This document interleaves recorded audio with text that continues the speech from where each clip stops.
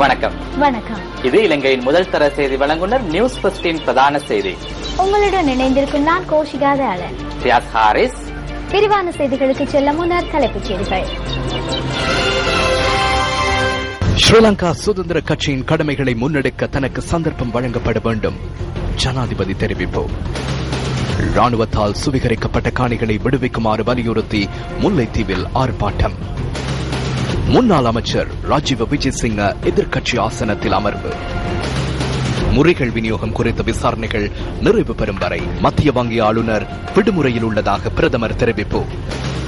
செட்டிக்குளத்தில் தான் ஏற்பாடு செய்திருந்த மக்கள் சந்திப்பிற்கு ரிஷாட் பதியுதீன் இடையூறு விளைவிக்க முற்பட்டதாக பாராளுமன்ற உறுப்பினர் ஹுனைஸ் ஃபாரூக் தெரிவிப்பு.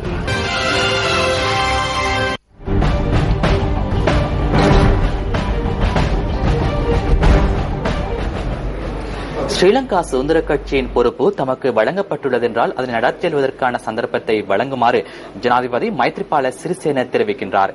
இலங்கை மென்ரகுலில் நேற்று நடைபெற்ற கட்சியின் மாவட்ட மற்றும் தொகுதி கூட்டத்தில் கலந்து கொண்டு உரையாற்றிய போதே ஜனாதிபதி இதனை குறிப்பிட்டுள்ளார். எதிர்வரும் தேர்தலுக்கான ஸ்ரீலங்கா சுதந்திர கட்சியின் மத்திய செயற்குழு அதிகாரிகளை நியமித்தல் மற்றும் தேர்தல் குழுவை நியமிக்கும் நடவடிக்கை இதன்போது இடம்பெற்றது. மக்கள் பிரதிநிதிகள் கடைபிடிக்க வேண்டிய ஒழுக்க நடவடிக்கைகள் குறித்தும் இதன்போது கலந்துரையாடப்பட்டதாக ஜனாதிபதி ஊடக பிரிவு குறிப்பிட்டது. அரசியலமைப்பு திருத்தம் மற்றும் தேர்தல் முறையில் ஏற்படுகின்ற மாற்றம் தொடர்பிலும் ஸ்ரீலங்கா சுதந்திர கட்சியின் நிலைப்பாடு இதன்போது முன்வைக்கப்பட்டது.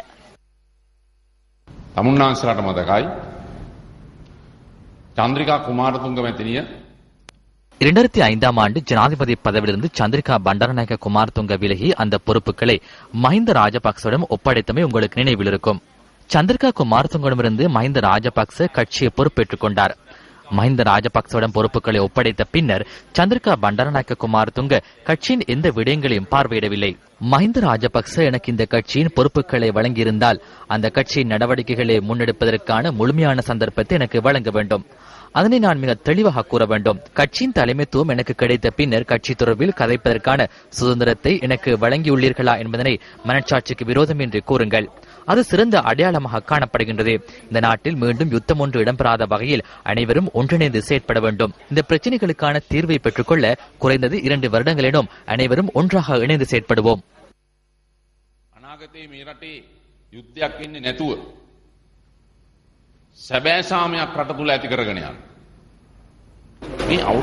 முல்லைத்தீவு புதுக்குடியிருப்பு பிரதேசத்தில் ராணுவ முகாமிற்காக சுவீகரிக்கப்பட்ட காணியை விடுவிக்குமாறு கோரி பிரதேச மக்கள் இன்று போராட்டத்தில் ஈடுபட்டனர். முல்லைத்தீவு மாவட்டம் புதுக்குடியிருப்பு மத்திய பிரதேசத்தில் உள்ள 19 ஏக்கர் காணியை விடுவிக்குமாறு கோரி காணி உரிமையாளர்களும் பிரதேச மக்களும் இணைந்து இன்று முற்பகல் போராட்டத்தில் ஈடுபட்டனர். புதுக்குடியிருப்பு பிரதேச செயலகத்தில் முன்னெடுக்கப்பட்ட இந்த மறியல் போராட்டத்தில் ஈடுபட்டவர்கள் தமது காணிகளை மீளப் பெற்றுத் தருமாறு கோரிக்கை விடுத்தனர்.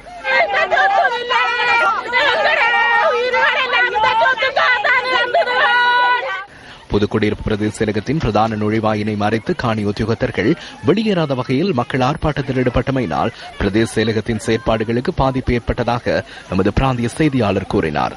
இதனை அடுத்து கிளிநொச்சியிலிருந்து பிரதேச செயலகத்துக்கு வருகை தந்த காணி சுவீகரிப்பு அதிகாரியை உட்பிரவேசிப்பதற்கு ஆர்ப்பாட்டக்காரர்கள் அனுமதிக்காத நிலையில் அவர் ராணுவத்தின் 68வது படைப்பிரிவின் முகாமுக்குள் பிரவேசித்தார். காணி சுவீகரிப்பு அதிகாரி ராணுவ முகாமுக்குள் பிரவேசித்ததை அடுத்து போராட்டத்தில் ஈடுபட்டவர்களுள் சிலர் முகாமின் பிரதான வாசலினை மறைத்து போராட்டத்தில் ஈடுபட்டனர்.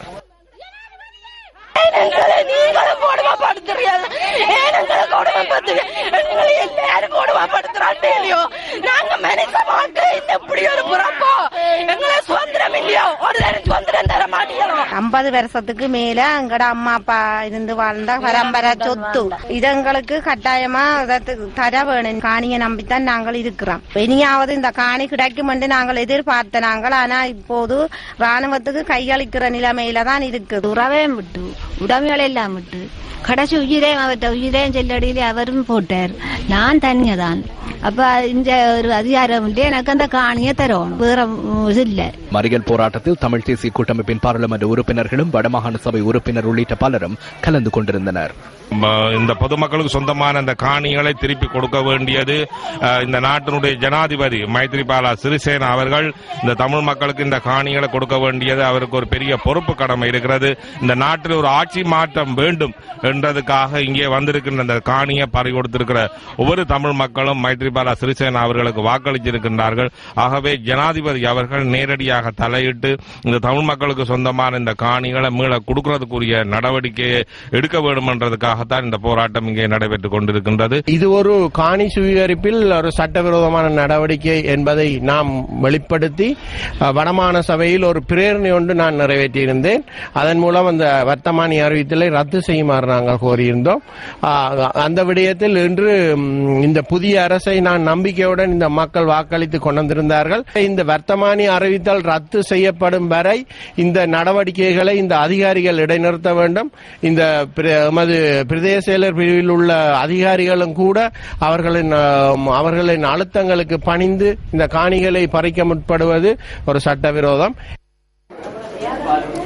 மட்டக்களப்பு வாழைச்சேனை கடதாசி ஆளில் கடந்த பல மாதங்களாக சம்பளம் வழங்கப்படவில்லை என தெரிவித்து ஊழியர்கள் உண்ணாவிரத போராட்டம் ஒன்றை இன்று முன்னெடுத்துள்ளனர்.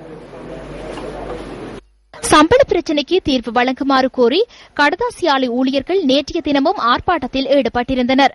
சம்பள பிரச்சினைக்கு தீர்வு வழங்குமாறு கோரி நேற்று ஆரம்பித்த ஆர்ப்பாட்டத்தை இன்றைய தினம் உண்ணாவிரத போராட்டமாக தொடர்வதாக ஊழியர்கள் தெரிவித்துள்ளனர். கடதாசி ஆலையின் ஊழியர்கள் ஓட்டமாவடி பாலத்திற்கு அருகில் கூடாரம் அமைத்து அமைதியான முறையில் உண்ணாவிரதத்தில் ஈடுபட்டுள்ளதாக எமது செய்தியாளர் தெரிவித்தார். அமைச்சர்கிட்ட போனா ஓரிரு தினங்கள்ல உங்களுக்குரிய சம்பளம் எல்லாம் தருவோம், உங்களோட பிரச்சனை எல்லாம் முடிப்போம், ஒரு சில தினங்கள்ல முடிப்போம் சொல்றாங்க. அதே நேரத்தில் எங்களுக்கு மந்திரிட்ட போனாலும் இதே பதில் கிடைக்குது, அவங்க சீராட்ட போனாலும் இதே பதில் கிடைக்குது, சேமர்கிட்ட போனாலும் இதே பதில் தான் கிடைக்குது. ஆனா எங்களுக்கு ஒரு படி உங்களுக்கு எந்த விதமான ஒரு கொடுப்பதும் கிடைக்கல. நாங்க பட்டினி சாவறதை விட நாங்க தற்கொலை பண்ற நிலையில இருக்கோம். எங்களை பொஞ்சாதி பிள்ளைய பள்ளிக்கு போயலாம், ஸ்கூலுக்கு போயலாம் நிலையில இருக்கு. இப்படி ஒரு அவல நிலைக்கு ரோட்டில் கிடந்து பிச்சை எடுக்க வேண்டிய நிலைமைக்கு எங்களுக்கு தள்ளப்பட்டிருக்கிறது. 2 நாளா தொடர்ந்து வந்த இந்த போராட்டத்தில் நீங்க எங்களுடைய இறுதி மூச்சாக நாங்கள் போராடுறோம். இதுக்கு ஒரு தீர்க்கமான எங்களுடைய மேலதிகாரிகளும் இதுக்கான நடவடிக்கை இதுவரைக்கும் எடுக்கவில்லை. இது பற்றி கடந்த மாதம் அமைச்சர் செயலாளரை சந்திச்சு சொன்னார், இது உங்களோட சின்ன பிரச்சனை, இதை வாங்க நாங்கள் தீர்த்து தர சொல்லி. ஆனா இதுவரைக்கும் எந்த முடிவும் எங்களுக்கு எடுக்க இல்லை. நாங்கள் தொழிலாளர்கள் வறுமையில மிச்சம் கஷ்டப்படுறாங்க. உண்ணாவிரதம் இடம்பெற்ற இடத்திற்கு பாராளுமன்ற உறுப்பினர் பொன் செல்வராசா வருகை தந்து ஊழியர்களின் பிரச்சினை குறித்து கேட்டறிந்து கொண்டார். அதன் பின்னர் பாராளுமன்ற உறுப்பினரிடம் கடதாசி ஆலை ஊழியர்கள் மகஜர் ஒன்றை கையளித்தனர். தமது சம்பள பிரச்சினைக்கு தீர்வு கிடைக்கும் வரையில் இந்த உண்ணாவிரத போராட்டத்தை தொடர்ந்து முன்னெடுப்பதாக கடதாசி ஆலை ஊழியர்கள் தெரிவித்தனர். இதேவேளை திரைசேரியூடாக நிதி ஒதுக்கப்படும் பட்சத்தில் வாழைச்சேனை கடதாசி தொழிற்சாலையில் நிலவும் சம்பள பிரச்சினைக்கு தீர்வு வழங்கப்படும் என இலங்கை கடதாசி நிறுவனத்தின் வாழைச்சேனை ஆலைக்கான பொறுப்பதிகாரி சுனில் காந்திக்கு நேற்று தெரிவித்திருந்தார். அத்துடன் மின் கட்டணம் உரிய முறையில் செலுத்தப்படாமையினால் மின்சார விநியோகம் துண்டிக்கப்பட்டுள்ள நிலையில் தொழிற்சாலையில் பணியாற்றிய சுமார் 235 ஊழியர்கள் தமது வாழ்வாதார தொழிலை இழந்துள்ளனர். இந்து கோயில்களின் கதவுகள் உடைக்கப்பட்டு திருட்டுச் சம்பவங்கள் இடம்பெறுவது நாளுக்கு நாள் அதிகரித்த வண்ணம் உள்ளது. இன்றும் தெனியாய பகுதியில் 2 கோயில்களில் திருட்டுச் சம்பவங்கள் பதிவாகியுள்ளன. தெனியாய இடபிள்யூ பிரிவு ஸ்ரீ முத்துமாரியம்மன் ஆலயத்தின் கதவு நேற்றிரவு உடைக்கப்பட்டு கோயில் உண்டியலில் இருந்த பணம் கொள்ளையிடப்பட்டுள்ளது. கோயிலில் இருந்த உண்டியலை எடுத்து சென்று அதிலிருந்த பணம் கொள்ளையிடப்பட்ட பின்னர் உண்டியல் 150 மீட்டர் தொலைவில் உள்ள தேயிலை தோட்டத்திலிருந்து கண்டெடுக்கப்பட்டுள்ளது. 6 மணிக்கு தோட்டத்துக்கு ஆவக்காரன்னு சொன்னேன், இந்த மாதிரி கோயில் உடைச்சிருக்குன்னு சொல்லி. அப்போ நான் வந்து உடனே பார்த்தோன்னா கோயில் உடைச்சிருந்துச்சு.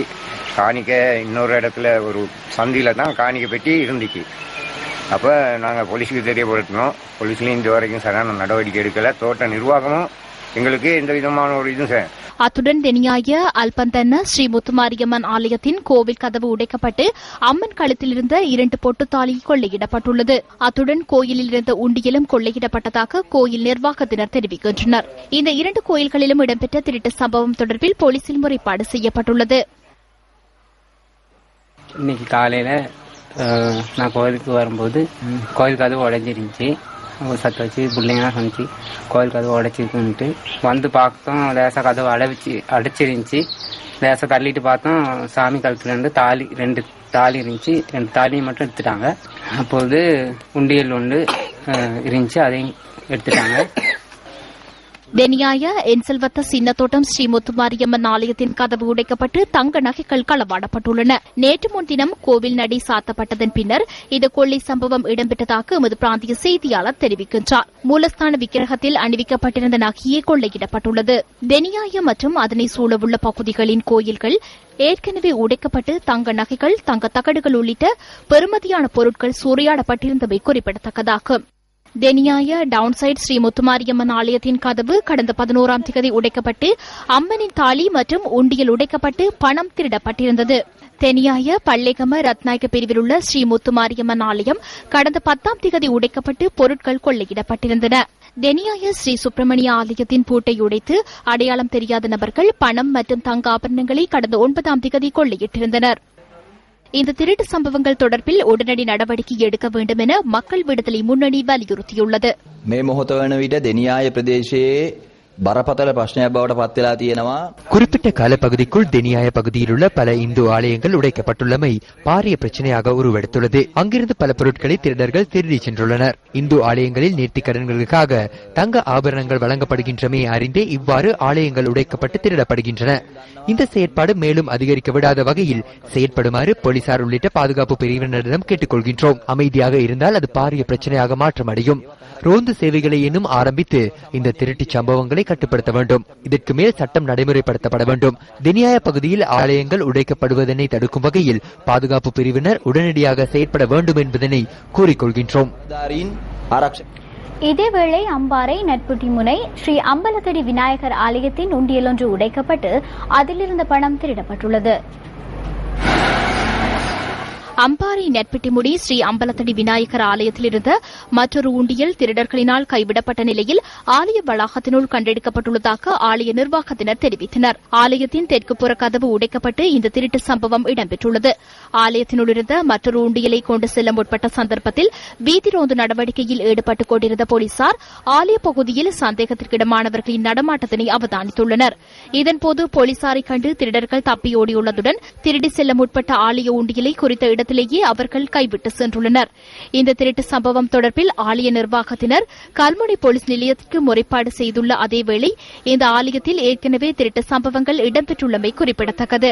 அதில் வீதி உண்டியல் உண்டு, மற்ற உள்ளுக்கு ஒரு காணிக்கிற உண்டியல் ஒன்று இருக்கின்றது. அதிகாலை ஒரு 1:30 மணி இருக்கும் இந்த ரோந்து சென்ற போலீசார் அந்த நடமாட்டத்தை கண்டிருக்கிறாங்க. இதுல ஒரு 6 தெரியாம இனி அவரை விநாயகர் நேரத்தில் ஒரு ஓடி செல்கின்ற நேரத்தில் இனி போலீசார் பின்புறம் பார்க்கிற நேரத்தில் உண்டியல் அது கிடந்ததாக எங்களுக்கு முன்னுக்கு செயலாளருக்கு அறிவித்து தந்து அவர் தொலைபேசி மூலம் ஒரு 2 மணிக்கு எங்களுக்கு அறிவித்து தந்தால் இனி நாங்கள் வாங்க போலீசார் எல்லாம் நீக்கிறார்கள். கோவில்களில் இடம்பெறுகின்ற திருட்டு சம்பவங்கள் குறித்து நியூஸ் பஸ்டிற்கு அறிய தாருங்கள். தொடர்பு கொள்ள வேண்டிய தொலைபேசி இலக்கம் 0114792700. மீண்டும் அந்த இலக்கம் 0114792700. செட்டிக்குளம் பகுதியில் பாராளுமன்ற உறுப்பினர் ஹுனைஸ் ஃபாரூக் ஏற்பாடு செய்திருந்த மக்கள் சந்திப்புக்கு அமைச்சர் ரிஷாட் பதியுதீன் இடையூறு விளைவிக்க முற்பட்டதாக அப்பிரதேச மக்கள் தெரிவிக்கின்றனர். வன்னி பாராளுமன்ற உறுப்பினர் ஹுனைஸ் ஃபாரூக் எங்களுடைய ஊருக்கு வருகை தருவதை அறிந்து கொண்டு அமைச்சருமாகிய அல்ஹாஜ் ரிஷாட் பதியுதீன் அவர்கள் நேற்றையிலிருந்து எங்களுடைய கூட்டங்களை அவர் வரக்கூடிய கிராமங்களுக்கு போகக்கூடிய முஸ்லீம் கிராமங்கள் அனைத்து கூட்டங்களையும் இடைநிறுத்துவதற்கு ஒவ்வொரு வீடாக ஒவ்வொரு மக்கள்கிட்டையும் சொல்லி ஹுனைஸ் ஃபாரூக் வரக்கூடிய கூட்டங்களுக்கு நீங்கள் யாரும் போகக்கூடாது, அப்படி போவீர்கள் என்று சொன்னால் உங்களுடைய வீட்டு திட்டங்கள், உங்களுடைய ஊருக்கு செய்திருக்கக்கூடிய இன்னும் வரக்கூடிய அபிவிருத்தி திட்டங்கள் அனைத்தையும் நான் முடக்கி விடுவேன். பாவக்குளம் 2ஆம் யூனிட்டுக்கு வருகை தர இருக்கின்ற விஷயத்தை அறிந்து கொண்டு எனக்கும் பல அச்சுறுத்தல்களை விட்டார். கையாட்கள் மூலமாக, போனின் மூலமாக தொடர்பு கொண்டு என்னை மிரட்டினார். மிரட்டும் பொழுது கூறினார், பாவக்குளம் என்னுடைய கோட்டை, அப்படியாப்பட்ட கோட்டைக்குள் ஹுனைஸ் ஃபாரூக் என்பவன் வரக்கூடாது. மிரட்டி, அதாவது ஒரு மனுஷன் அவருக்கு அடிபணி இல்லைன்னு சொன்னால் அவருடைய தொழிலில் கை வைக்கின்றார். அப்பொழுது மக்கள் பயப்படுகின்றார்கள். பாவக்குளத்திலே ஹுனைஸ் ஃபாரூக் காலடி எடுத்து வைக்கக்கூடாது, வச்ச என்று சொன்னால் என்னுடைய வாக்கு வங்கி சரிஞ்சுவிடும், அப்படி அவரை எடுத்தால் பெரிய விபரீதத்தை நீங்கள் சந்திக்கலாம் என்று கடைசியாக இப்பொழுது வர்றதுக்கு ஒரு அரை மணி நேரத்துக்கு முன்னால ஒரு அச்சுறுத்தலை விட்டார். ஆளுங்கட்சியில இருந்து கொண்டு இருக்கக்கூடிய ஹுனைஸ் ஃபாரூக் அவர்களுக்கு மக்களுக்கு இந்த அநீதியை வெகு விரைவில் இந்த அரசாங்கம் இதுக்கு ஒரு முடிவு கட்டி, எத்தனையோ பேர்கள் முன்வர இருக்கின்றார்கள், தயங்குகின்றார்கள். பயம் ஏனென்று சொன்னால் ரிஷாடுடைய பண பலத்தை பார்த்து, அதிகார பலத்தை பார்த்து அப்படி ஒரு பயம். ஆனால் ரிஷாடுக்கு மக்களுடைய செல்வாக்கு இல்லை. நான் எங்களோட வீட்டுக்கு உனேஷ் பாருக்கு எம்பி அவர்கள் இன்றைக்கு வந்தார். அதற்கு பல தடைகளை எமது அமைச்சர் அமைச்சர் ரிஷாட் பவுதீன் அவர்கள் தடையாக இருந்தார்கள். அந்த வகையில் அவர் இதுக்கு ஒரு சரியான தீர்வுண்டு எங்களுக்கு இதோட தரணும், தர தவறுமா இருந்தால் இந்த பாவகுளத்து அரசியல் விவரேகமாக முடியும் என்பதை நான் சொல்லி வைக்க விரும்புகிறேன். இந்த விடயம் தொடர்பில் பாராளுமன்ற உறுப்பினர் ஹுனைஸ் பாரூக் கருத்து தெரிவித்தார்.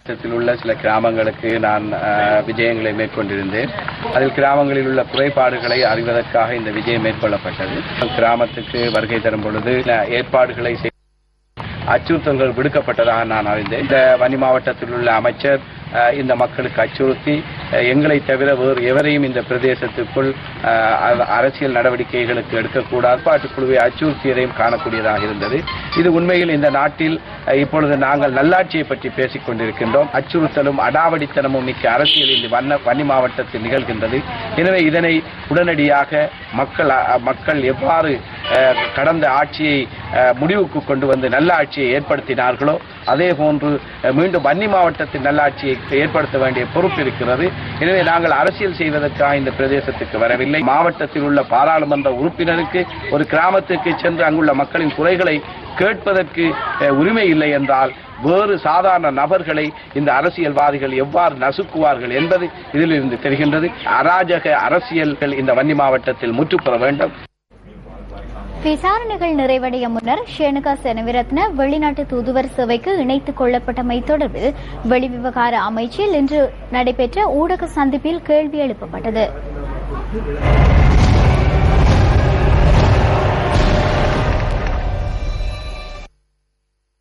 வெளிவிவகார பிரதி அமைச்சர் சட்டத்தரணி அஜித் பி பெரேரா தலைமையில் இந்த ஊடகவியலாளர் சந்திப்பு இடம்பெற்றது. විදේශ සේවය කියන ෆොරින් සර්විස් කියන රජයේ සේවයේ ස්ථිර ஷெனுகா செனவிரத்ன வெளிவிவகார சபையின் நிரந்தர அதிகாரிகளில் ஒருவர் ஆவார். அத்துடன் அவர் எமது அமைச்சின் முன்னாள் செயலாளர். அரசியல் நியமனங்களை வழங்கியவர்களை மீள அழைப்பதை போன்று அவருக்கு எதிராக நடவடிக்கை எடுக்க முடியாது. ஒரு கடிதத்தினால் இவை அனைத்தையும் முடிவுக்கு கொண்டு வர முடியாது.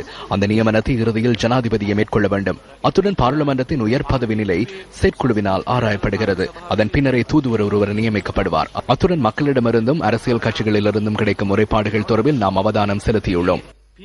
පැන්නට පස්සේ තමයි තානාපති කෙනෙක් වෙන්නේ. ඒ නිසා ඒ ජනතාවගෙන් සහ දේශපාලන පක්ෂවල ලැබෙන විරෝධය අපි අවධානයට ලක් කළා තියෙනවා. நீங்கள் ஆட்சிக்கு வந்த பின்னர் ஆக குறைந்தது அவருக்கு எதிராக விசாரணைகளை ஆரம்பித்துள்ளீர்களா? එතුමිය විතරක් නෙමෙයි මේ අමාත්‍යාංශයේ அவர் தொடர்பில் மாத்திரமல்ல, இந்த அமைச்சு பதவி வகிக்கும் பலர் தொடர்பில் உள்ளக விசாரணைகளை ஆரம்பிக்க நடவடிக்கை எடுத்துள்ளோம். பிரச்சனை ஏற்பட்ட வேளையில் ஐக்கிய தேசிய கட்சியின் உறுப்பினர்கள் குற்றம் சுமத்தினர். ஆட்சிக்கு வந்த பின்னர் ஏன் அது குறித்து அதிக அளவில் விமர்சிக்கவில்லை? ஆட்சிக்கு வந்த பின்னர் அமைச்சு பதவிகளை பொறுப்பேற்ற பின்னர் எமது கடமைகளுக்கிடையில் பாரிய மாற்றம் உள்ளது. அதிக கவனம் செலுத்த வேண்டிய விடயங்கள் தொடர்பில் விரைவில் செயற்படுமாறு கூறியுள்ளோம். වහාම ප්‍රමුඛතාවයේ දී යුතු කාරණාවක්. අපිට මේක වැරදි පූර්වාදර්ශයක් කියලා. ஷெனுகா செனவிரத்ன மகாத்மிய அது மிகவும் தவறான முன்னுதாரணமாகும். ஷெனுகா செனவிரத்னவுக்கு எதிராக குற்றச்சாட்டு முன்வைக்கப்பட்டுள்ளது.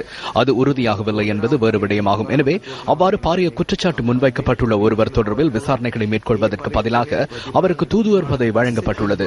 எனவே இது ஒரு தவறான அரசியல் முன்னுதாரணமாகும். ஷெனுகா செனவிரத்ன கடந்த காலங்களில் நிதி மோசடி ஒன்றுடன் தொடர்புபட்டுள்ளதாக ஐக்கிய தேசிய கட்சி முன்னர் அதிக அளவில் குரல் கொடுத்தது. எனினும் ஆட்சிக்கு வந்த பின்னர் ஐக்கிய தேசிய கட்சி அவரை நாடொன்றின் தூதுவராக நியமித்துள்ளமை வரலாற்றில் இடம்பெற்ற மோசமான விடயமாகவே கருதுகிறேன். එක්සත් ජාතිපක්ෂ ආණ්ඩුවක් තියෙන වෙලාවෙම ඇයව තානාපතිවරයෙක් බවට පත් කිරීම අපි දකින්නේ කියන්නේ ඉතිහාස සරදමක් හැටියට.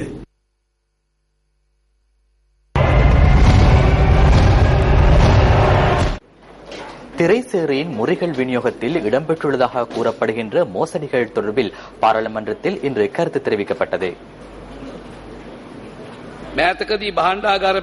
திரைசேரி முறிகள் விநியோகம் தொடர்பில் முறிகள் சந்தை பாரிய நெருக்கடியை எதிர்நோக்கிய சம்பவம் குறித்து கலந்துரையாடுவதற்கு சந்தையில் உள்ள விநியோகத்தர்களின் வேண்டுகோளை இதன் காரணமாக இதுவரையில் நிறைவேற்றவில்லை. இலங்கை மத்திய வங்கியிலிருந்து $124 மில்லியன் நீக்குவதற்கான தீர்மானத்தை மத்திய வங்கியின் ஆளுநரா அல்லது வேறு எவரேனும் எடுத்தது? அதற்கான அனுமதியை யார் வழங்கியது? ராஜபக்ஷ பாலனை பெறலா தமீம சந்தா ராஜபக்ச ஆட்சியை கவிழ்ப்பதற்காக வாக்களித்த மக்கள் இவ்வாறானதொரு நிலைமை எப்போதும் எதிர்பார்க்கவில்லை. மிகவும் குறுகிய காலத்திற்குள் இந்த நாடோ நிதி நிறுவனங்களில் உள்ளவர்களோ இது தொடர்பில் ஆர்வம் காட்டும் அவரும் இவ்வாறானதொரு கொடுக்கல் வாங்கலை எதிர்பார்க்கவில்லை. அந்த ஆட்சியை கவிழ்ப்பதற்காக தலையீடு செய்த மக்களுக்கு இவ்வாறான கொடுக்கல் வாங்கல்கள் தொடர்பில் எவ்வித அபிலாஷைகளும் காணப்படவில்லை.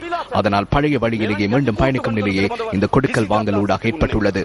முன்னர் அமெரிக்க பிரஜைகள், தற்போது சிங்கப்பூர் பிரஜைகள் இதுவே நேர்ந்துள்ளது.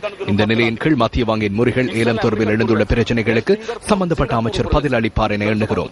அத்துடன் இதற்காக நியமிக்கப்பட்டுள்ள விசாரணை குழுவை நாம் எந்த வகையிலும் ஏற்றுக்கொள்ள மாட்டோம். 3 சட்டத்தரணிகளை மாத்திரம் நியமித்து விசாரணை குழு ஒன்றை எவ்வாறு நியமிப்பது? அவர்கள் தொடர்பில் நான் கூற வேண்டியதில்லை. அவர்கள் தொடர்பில் என்னை விட ஐக்கிய தேசிய கட்சியினர் அறிந்திருப்பார்கள்.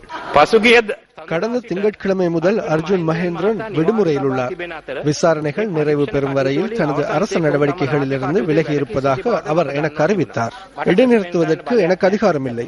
அவர் வராத காரணத்தினால் அவரை வரவேண்டாம் என கூறினோம். இதனூடாக பக்கசார்பற்ற நியாயமான விசாரணைகளை முன்னெடுப்பதற்கான சூழலை அவர் ஏற்படுத்தி கொடுத்துள்ளார். இந்த பதவியில் இதற்கு முன் இருந்தவர்கள் செயற்பட்ட விதம் வித்தியாசமானதாகும். இதற்கு முன்னர் எவரும் விலகவில்லை, வீட்டுக்கு செல்லுமாறும் கூறப்படவில்லை. எவ்வாறாயினும் மத்திய வங்கி ஆளுநர் என்ற வகையில் கையொப்பமிட வேண்டிய ஆவணங்கள் உள்ளன. அவ்வாறெனில் அது தொடர்பில் தீர்மானிப்பதற்கு முன்னர் வேறு ஒருவருக்கு கையொப்பமிட முடியாதா? அவர் மாத்திரமா கையொப்பமிட முடியும் என சட்டமா அதிபரிடம் நான் கேட்கின்றேன். ஸ்ரீலங்கா மகாபேங்குவே அதிபதித்துமா இலங்கை மத்திய வங்கியின் ஆளுநர் இந்த சந்தர்ப்பத்தில் விடுமுறையில் செல்வதாக தெரிவித்தமை தாமதம் என்ற போதிலும் ஓரளவு சிறந்த தீர்மானமாகும். எனினும் இதுபோன்ற பாரிய பிரச்சனை ஒன்றின் போது இதனை சாதகமான தீர்மானமாக ஏற்றுக்கொள்ள முடியாது. விடுமுறையில் செல்வதாக தாமே கூறுவது ஏற்றுக்கொள்ளக்கூடிய செயலாக நான் எண்ணவில்லை. ஏனெனில் இது மோசமான எடுத்துக்காட்டாக அமையும்.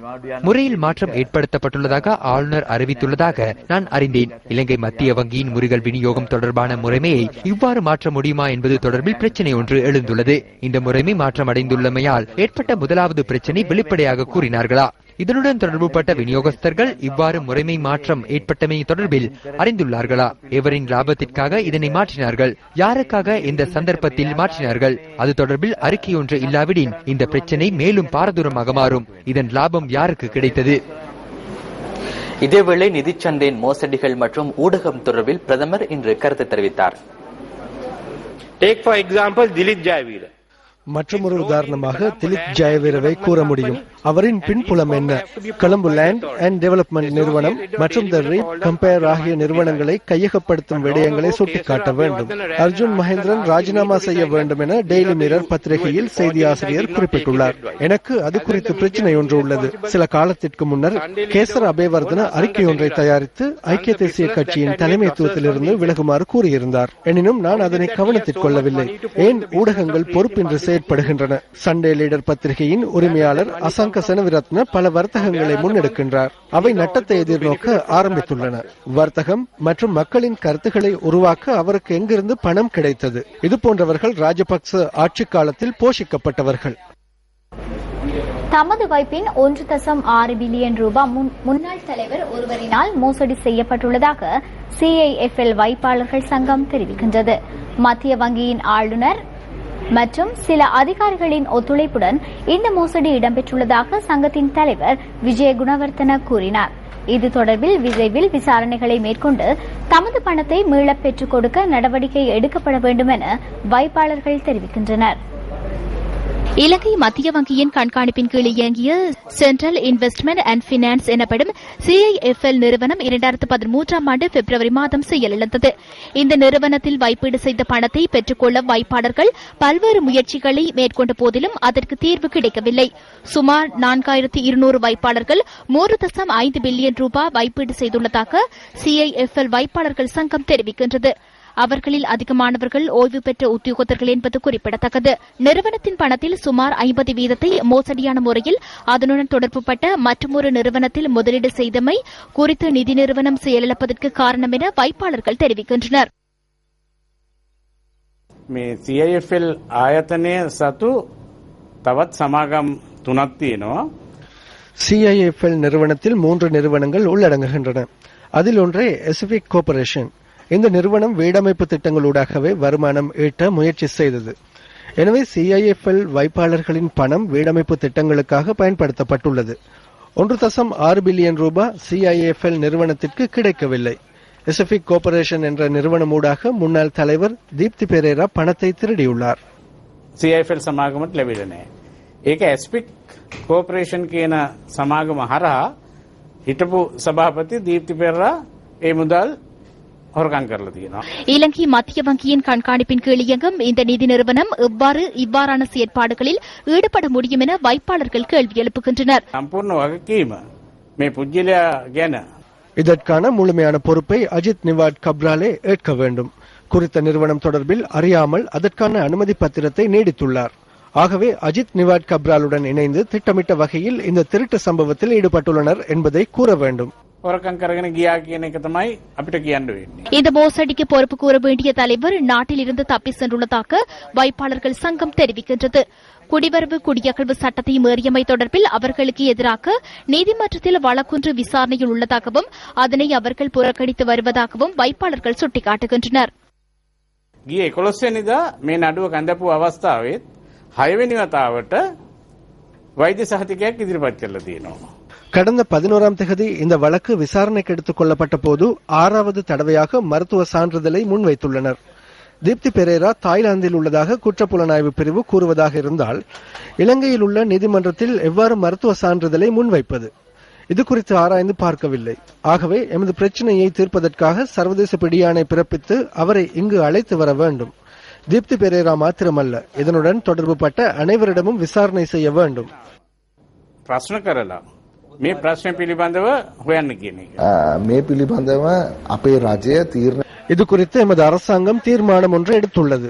கூடிய விரைவில் CIFL உடைமைகளை விற்றோ அல்லது எம்மால் முடிந்த அனைத்தையும் மேற்கொண்டு வைப்பாளர்களின் பணத்தை மீள பெற்றுக் கொடுப்பதற்கு நடவடிக்கை எடுக்கப்படும். இந்த வைப்பாளர்களுக்கு மிக விரைவில் தீர்வு ஒன்றை பெற்றுக் கொடுக்க தீர்மானித்துள்ளோம். මේ තැන්පතුකරුවන්ට විසඳුමක් ලබා දෙනවා. கொழும்பு பங்குச்சந்தையின் பங்கு விலை கடந்த 11 நாட்களில் அதிகளவில் வீழ்ச்சி கண்டுள்ளது. இன்றைய தினமும் பங்குச்சந்தையில் முக்கிய மாற்றங்கள் எதனையும் கண்டுகொள்ள முடியவில்லை.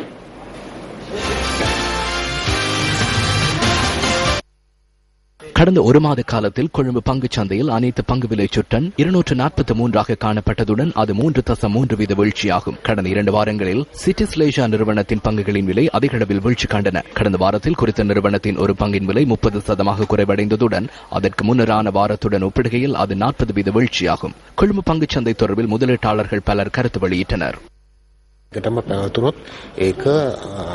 இந்த நிலைமை தொடர்பாக இருந்தால் அது பங்குச்சந்தைக்கு சிறந்ததல்ல. முதலீட்டாளர்களின் நம்பிக்கை தொடர்ந்து குறைந்து செல்கிறது. நாட்டில் ஏற்பட்டுள்ள அரசியல் ஸ்திரமற்ற தன்மை இதில் செல்வாக்கு செலுத்தியுள்ளது. மத்திய வங்கியின் முறைகள் தொடர்பிலான பிரச்சினைக்கு தீர்வு கிடைக்காமை இதில் தாக்கம் செலுத்துகிறது. අවශ්‍ය විසඳුම පමා කිරීම විශේෂයෙන් බලපානවා. 2 பில்லியனுக்கு වැඩිය ப்ராஃபிட் 2 மில்லியனுக்கும் அதிக லாபம் கிடைத்தால் 25% வரி செலுத்த வேண்டும். அது ஒரு விடயம். முறைகள் விநியோகத்திலும் அதிக வட்டி செலுத்தப்பட்டுள்ளது.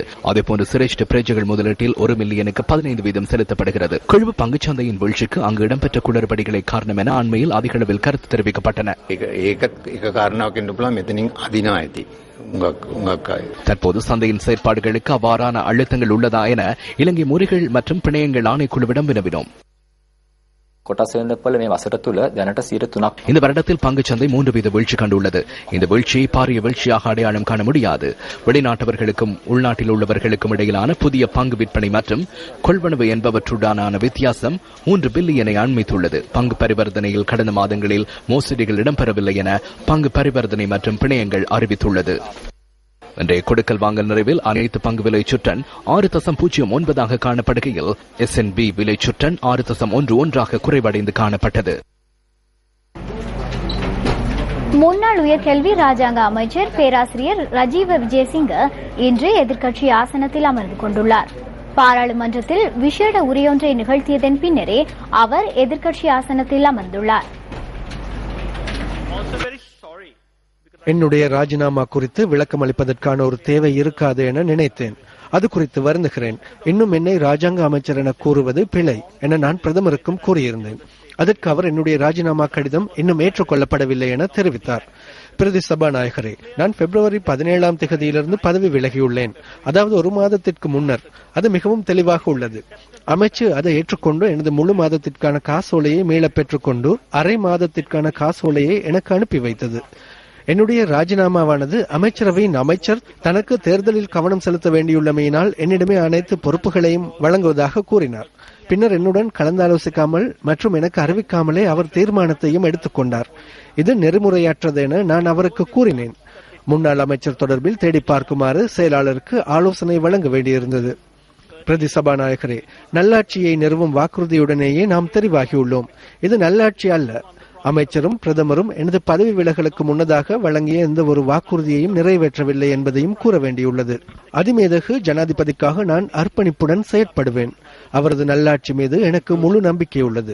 எதிர்காலத்தில் கிரமமான மாற்றம் ஏற்படுவதற்காக வாழ்த்து தெரிவிக்கின்றேன். எனது நிலைப்பாட்டினை தெரிவிப்பதாயின் இந்த சந்தர்ப்பத்தில் நான் மறுபுறத்திற்கு மாறுவதே உகந்ததாகும். But in order to make my position absolutely clear, I think it is only correct for me now at this stage to cross the floor of this House. Thank you. Thank you very much.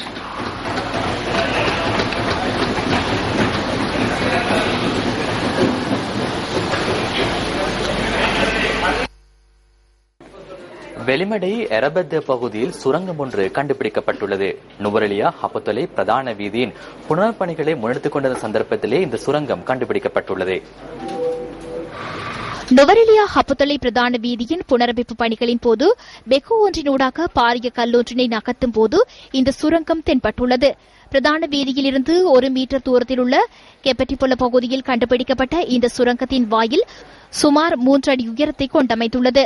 இவ்வாறு கண்டுபிடிக்கப்பட்ட சுரங்கத்திற்குள் பிரவேசித்த சந்தர்ப்பத்தில் அறையொன்று காணப்பட்டதாகவும் மேலும் 2 சிறிய வாயில்கள் காணப்பட்டதாகவும் எமது பிராந்திய செய்தியாளர் கூறினார்.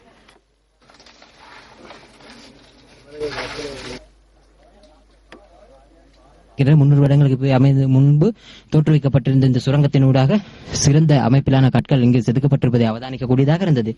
அதுபோலவே இதில் சுமார் ஒரு 20 அடி வரைக்கும் உயரத்திற்கு இருக்கக்கூடிய அளவிலான இந்த சுரங்கம் அமையப்பட்டிருந்ததை அவதானிக்கக்கூடியதாக இருந்தது.